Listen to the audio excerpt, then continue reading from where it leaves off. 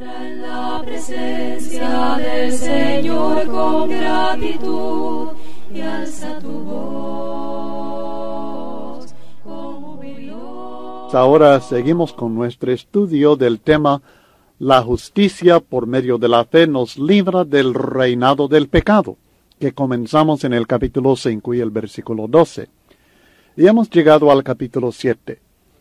En este capítulo nos presenta que nosotros que hemos sido justificados por fe, hemos sido libertados de la ley, que es el poder del pecado. Este capítulo no es el más fácil en toda la Biblia. El contexto es muy importante para el entendimiento correcto de este capítulo. Primeramente, tomemos en cuenta el contexto general de Romanos. En el contexto general de Romanos aprendemos varias cosas acerca de la ley. Primeramente, que la ley declara que no hay justo. Esto lo estudiamos en el capítulo 3 y el versículo 10 y nuevamente en el versículo 19, que en resumen dice: pero sabemos que todo lo que la ley dice, lo dice a los que están bajo la ley, para que toda boca se cierre y todo el mundo quede bajo el juicio de Dios. Según la ley, no hay justo. Según la ley, todos estamos bajo el juicio de Dios, condenados sin esperanza.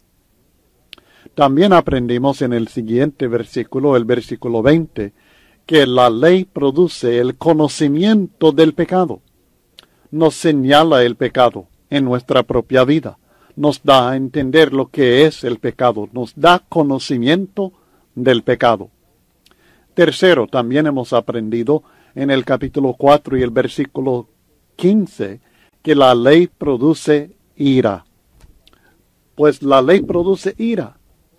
Pero donde no hay ley, tampoco hay transgresión. Es decir, como consecuencia de la ley y nuestra violación de la ley, la ira de Dios se revela contra nosotros por ser pecadores, por ser transgresores de su ley. Y este es el otro punto en este versículo, que la ley hace posible la transgresión, porque si no hay ley, no puede haber transgresión de la misma. Y luego, el siguiente punto que notamos en el capítulo 5, en el versículo 13, es que la ley hace realidad la culpa.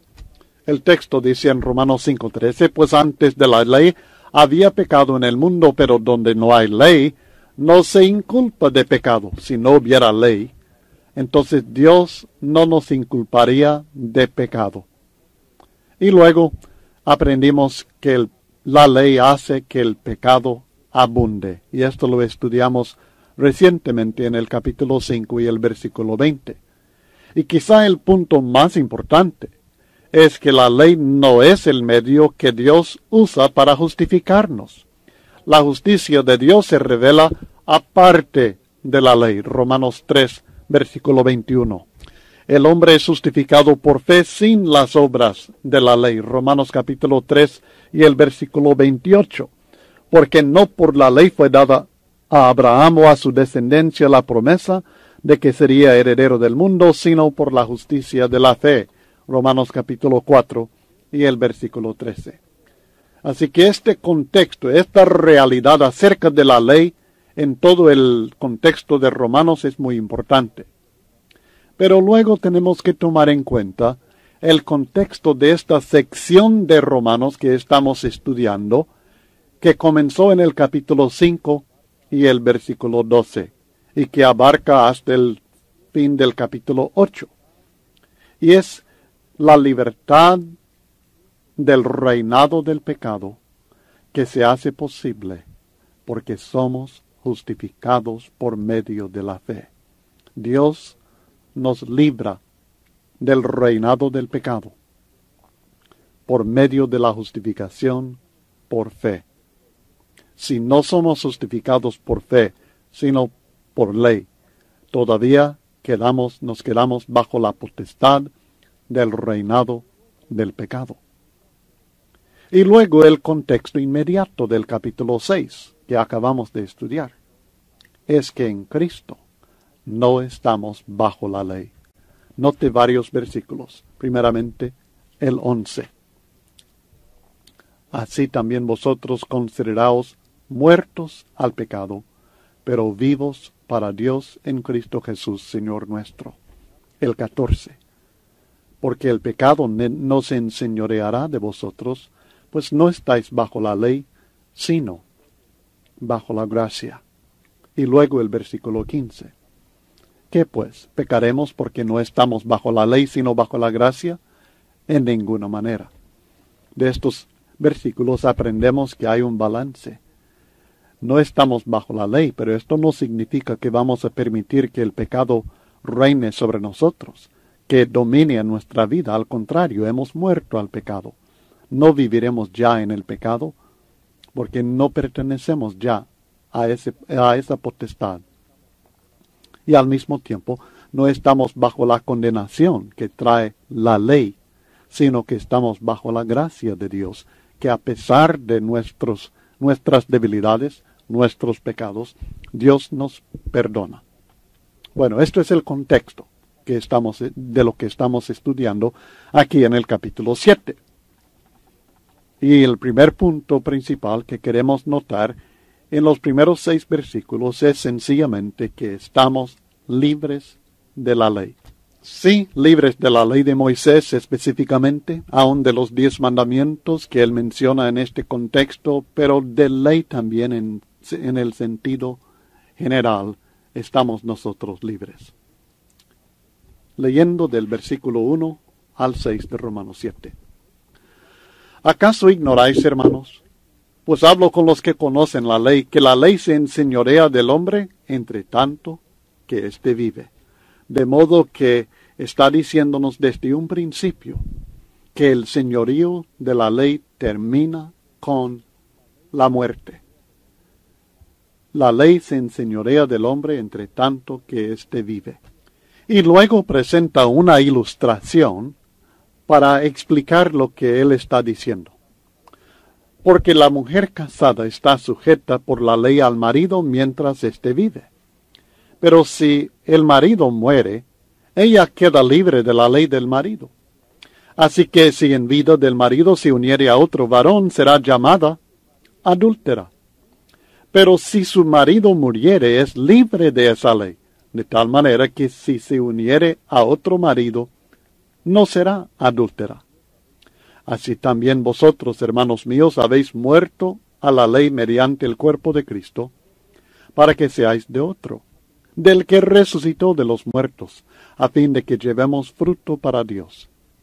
Porque mientras estábamos en la carne, las pasiones pecaminosas que eran por la ley obraban en nuestros miembros, llevando fruto para muerte.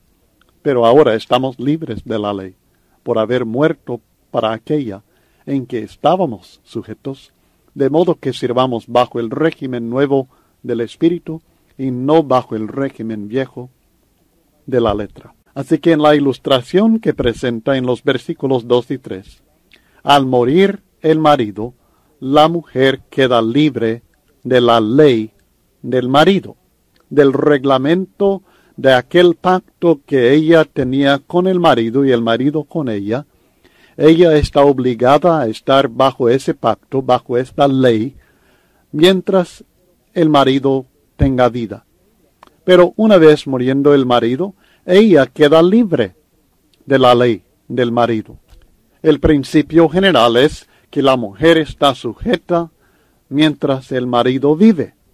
Es lo mismo que encontramos en 1 Corintios 7:39. La mujer casada está ligada por la ley mientras su marido vive. Pero si su marido muriere, libre es para casarse con quien quiera, con tal que sea en el Señor. Ahora, yo entiendo que no es el propósito del apóstol Pablo presentar el tema del matrimonio aquí.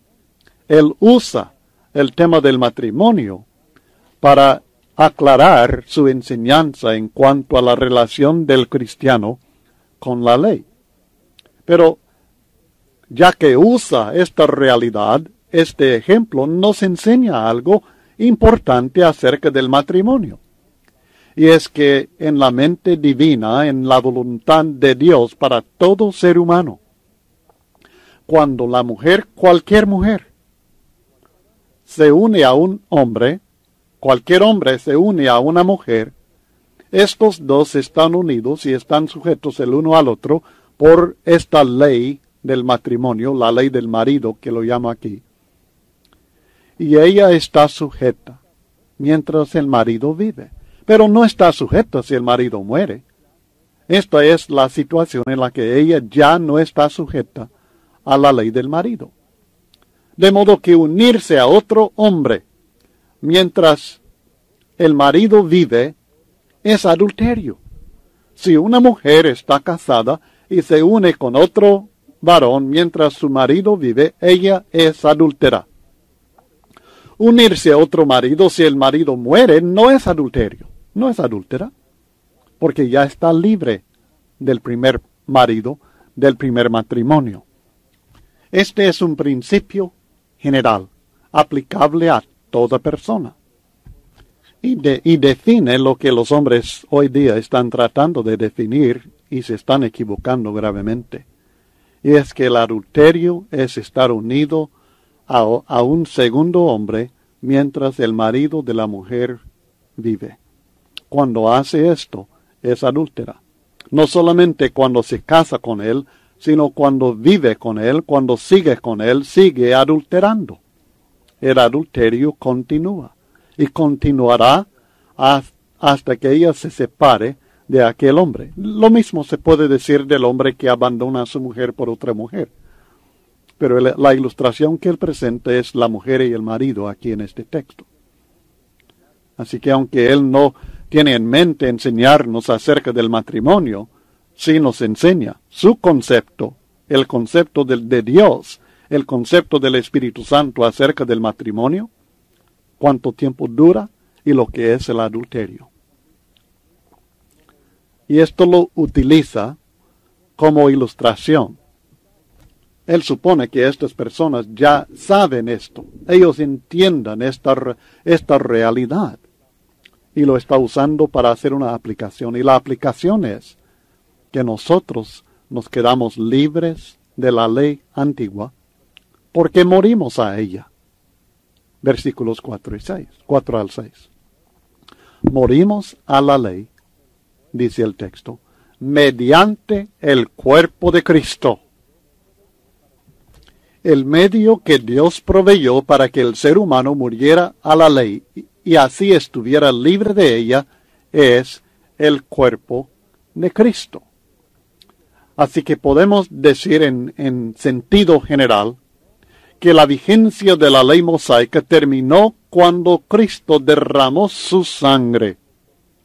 En Hebreos capítulo 9, en los versículos 15 en adelante hasta el 18, encontramos una explicación de parte del Espíritu Santo acerca de este punto. Así que por eso es mediador de un nuevo pacto, hablando de Cristo.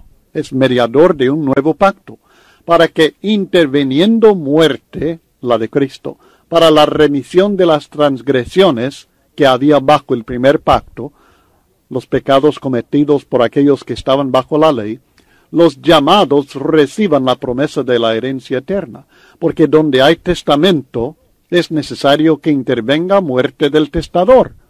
O sea que el Nuevo Testamento no podía entrar en vigencia antes que interviniera la muerte del testador, que es la muerte de Cristo Jesús.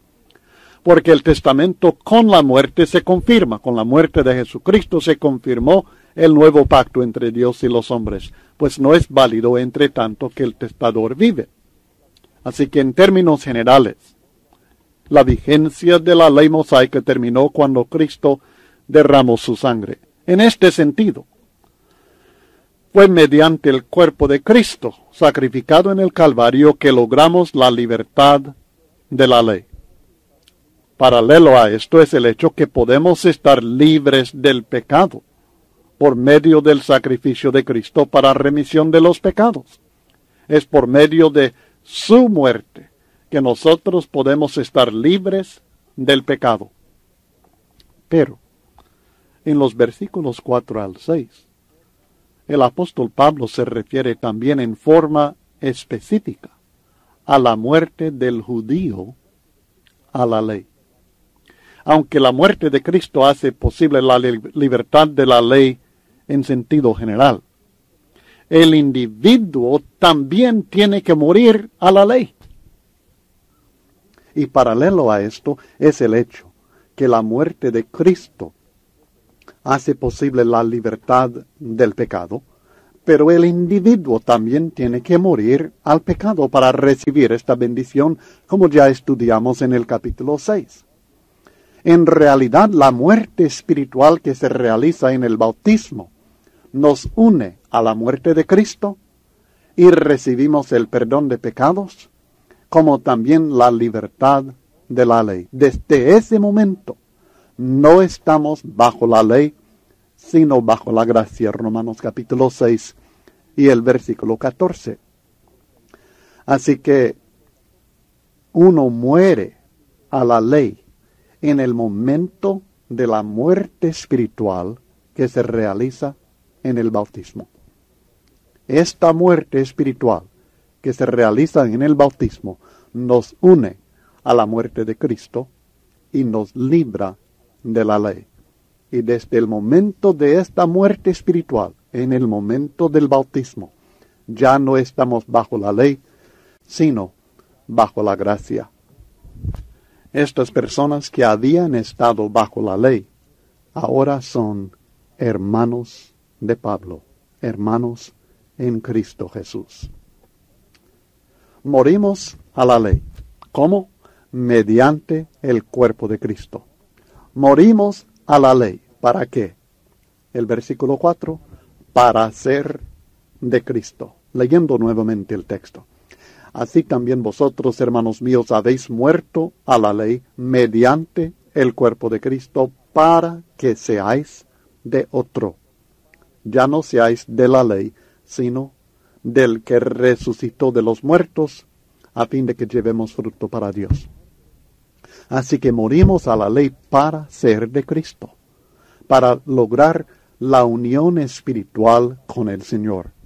Como ya estudiamos, somos bautizados en Cristo, entrando en unión con Él espiritualmente, muriendo al pecado, muriendo a la ley para pertenecer a Cristo. Religiones modernas que abogan por la continuación de la vigencia de parte de la ley antigua, y digo parte porque es rara la religión que abogue por la continuación de toda la ley antigua, pero aquellas religiones que están abogando por la continuación de la vigencia de parte de la ley antigua en nuestro tiempo deben entender que es imposible ser de Cristo y ser de la ley al mismo tiempo. No es posible. Para ser de Cristo hay que morir a la ley. Al que no muere a la ley, que es de la ley, no es de Cristo, sencillamente. Esto sería adulterio espiritual, ser de Cristo y ser de la ley al mismo tiempo, o viceversa, ser de la ley y ser de Cristo al mismo tiempo sería un adulterio espiritual. Y esta es la comparación que él está presentando aquí en este texto. Él introduce el texto hablando del matrimonio, pero lo usa solamente como analogía con la relación que nosotros debemos tener con Cristo o con la ley. Tenemos que escoger. Ahora, esto es los religiosos modernos que abogan por la continuación de la vigencia de parte de la ley. Al otro lado, los legalistas modernos, que abogan por una doctrina de salvación basada en las buenas obras del individuo o una obediencia perfecta a ciertos reglamentos de conducta, incluyendo los que Dios establece en el Nuevo Testamento.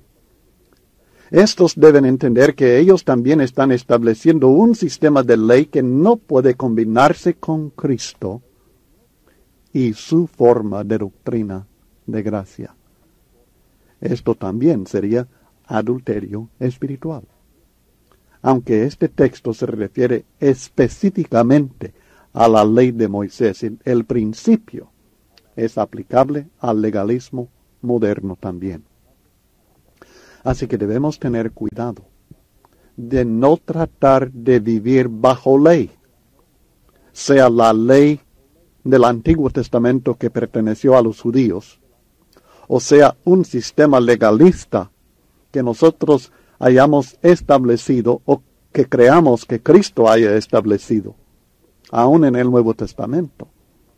Debemos entender que no vivimos bajo ley, no estamos ligados a ley, sino que estamos ligados a Cristo. No estamos unidos a ley, sino que estamos unidos a Cristo. No estamos unidos, no estamos casados con la ley. O si lo estamos, no podemos estar casados con Cristo. Así que morimos a la ley para ser de Cristo. Pero también morimos a la ley con un fin en mente. Dios tiene en mente un fin específico por medio de nuestra muerte a la ley.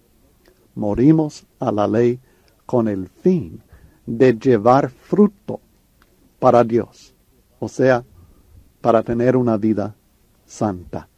El texto dice nuevamente: así también vosotros, hermanos míos, habéis muerto a la ley mediante el cuerpo de Cristo, para que seáis de otro, del que resucitó de los muertos, a fin de que llevemos fruto para Dios.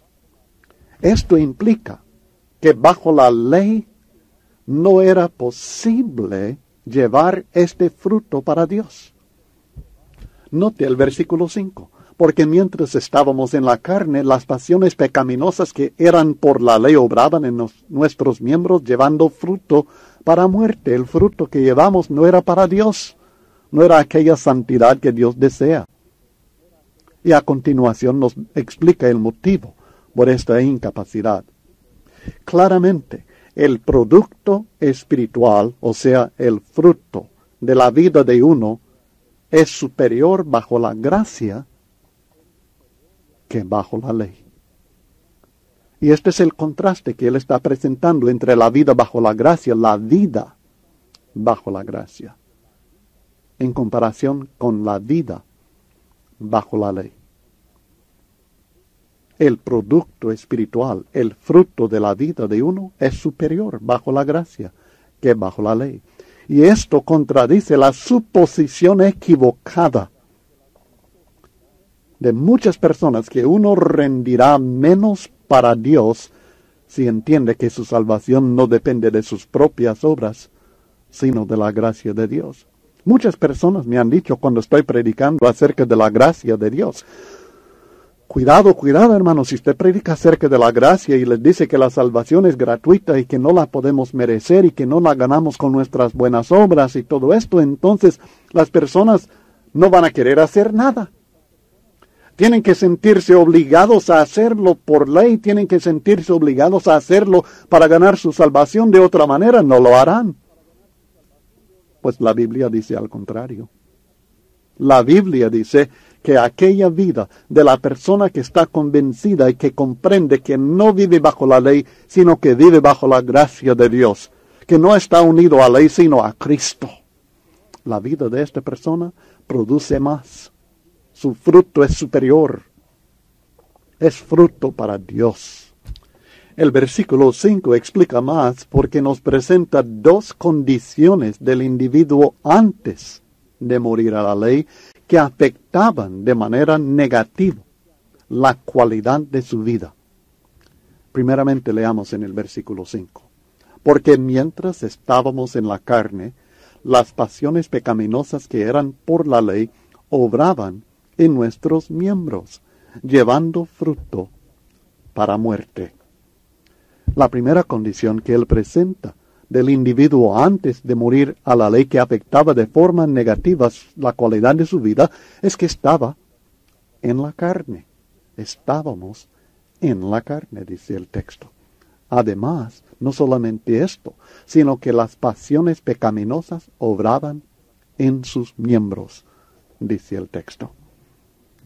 Estar en la carne significa vivir de acuerdo con los deseos de la carne. En Efesios capítulo 2 y el versículo 3, el apóstol Pablo describe la condición de los efesios antes de ser cristianos, cuando estaban muertos en sus delitos y pecados. Y el versículo 3 declara, entre los cuales, es decir, entre los hijos de desobediencia, también nosotros vivimos en otro tiempo en los deseos de nuestra carne, haciendo la voluntad de la carne y de los pensamientos. Y éramos por naturaleza hijos de ira, lo mismo que los demás. Como puede ver, estar en la carne, vivir en la carne, es vivir haciendo la voluntad, haciendo los deseos de la carne.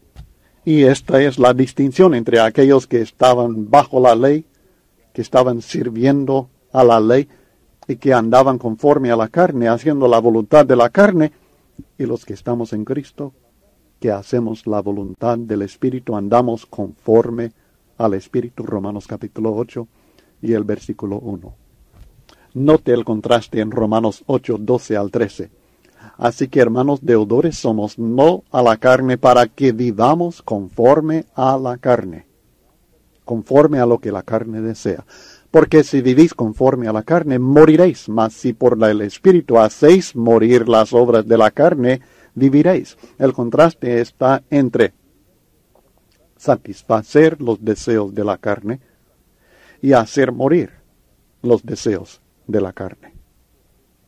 Creo que para entender correctamente las enseñanzas de Romanos capítulo 7 y 8, es vital tener un concepto claro y completo del uso de esta palabra, la carne, en Romanos y en las otras epístolas en el Nuevo Testamento. Y le invito a hacer un estudio minucioso del uso de esta palabra en una serie de textos que hemos incluido en el estudio impreso. Bajo este punto de Romanos 7:5 hemos incluido en el bosquejo original, está en la página 93, pero de todas maneras está en el comentario sobre Romanos 7:5, sobre el punto antes de morir con Cristo estábamos en la carne. Encontrará una lista de textos, Romanos 6:19, 7:5, 18, 25, capítulo 8 y una serie de versículos. Lo que quiero que haga ahorita es que apague su grabadora y que lea cada uno de estos textos. Cada uno de estos textos. Apague ahorita la grabadora y lea cada uno de estos textos antes de continuar. Si ya leyó los textos, basado en estos textos, descubrimos que la carne incluye, primero, nuestros propios pensamientos naturales. Además, incluye nuestra propia voluntad o deseo natural egoísta. Y en tercer lugar, incluye nuestra propia capacidad natural humana. Nuestros pensamientos, nuestra voluntad y nuestra capacidad. Todo esto es natural. Y en cada uno de estos aspectos, la carne está en contraste con el Espíritu Santo. Estos tres aspectos de nuestra persona: pensamientos, voluntad y capacidad. Los pensamientos del Espíritu de Dios son muy diferentes de los pensamientos del hombre natural, carnal. Lo que el Espíritu Santo piensa no es lo que yo pienso. La voluntad del Espíritu de Dios es contraria a la voluntad natural, egoísta del hombre natural, carnal. El Espíritu Santo no tiene este deseo egoísta, sino que desea lo bueno, lo mejor para uno. Uno busca lo suyo propio. La capacidad del Espíritu de Dios es sumamente superior a la capacidad débil del hombre natural carnal. De modo que cuando hablamos de la carne y del Espíritu, tenga en mente estos conceptos. Estamos hablando de los pensamientos de la carne, de la voluntad de la carne, de la capacidad de la carne, en contraste con andar conforme a los pensamientos del Espíritu, la voluntad del Espíritu y la capacidad del Espíritu Santo de Dios. Gloria